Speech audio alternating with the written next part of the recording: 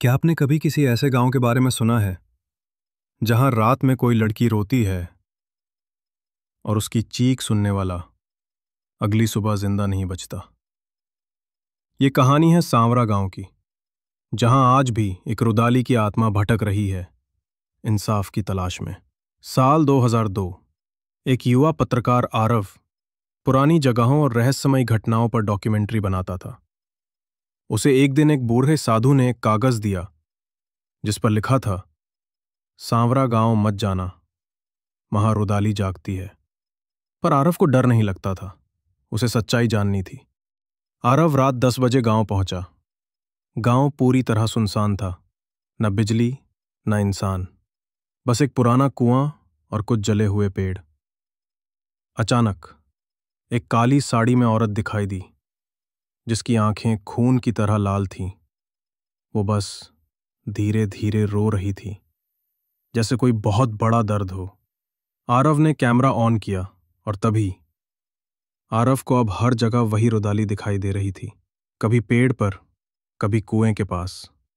गांव की एक टूटी हवेली में उसे एक पुरानी डायरी मिली जिसमें लिखा था, मैं रंभा, गांव की रुदाली थी। उन्होंने मुझे जिंदा जलाया क्योंकि मैंने जमींदार के गुनाहों का विरोध किया था। अब मैं हर उस इंसान से बदला लेती हूं जो मेरी पीड़ा को नजरअंदाज करता है। आरव अब डर चुका था, लेकिन भाग नहीं सका क्योंकि दरवाजा अपने आप बंद हो चुका था।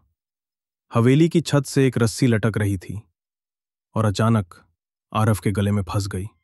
वो चिल्लाया, माफ कर दो, मैं तुम्हारी कहानी दुनिया को दिखाऊंगा।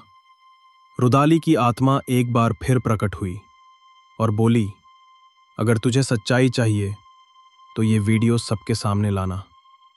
सुबह होते ही आरव बेहोश हवेली के बाहर मिला और कैमरा चालू था। आरव ने वीडियो इंटरनेट पे डाला और वो वायरल हो गया। लेकिन 3 दिन बाद उसकी मौत की खबर आई।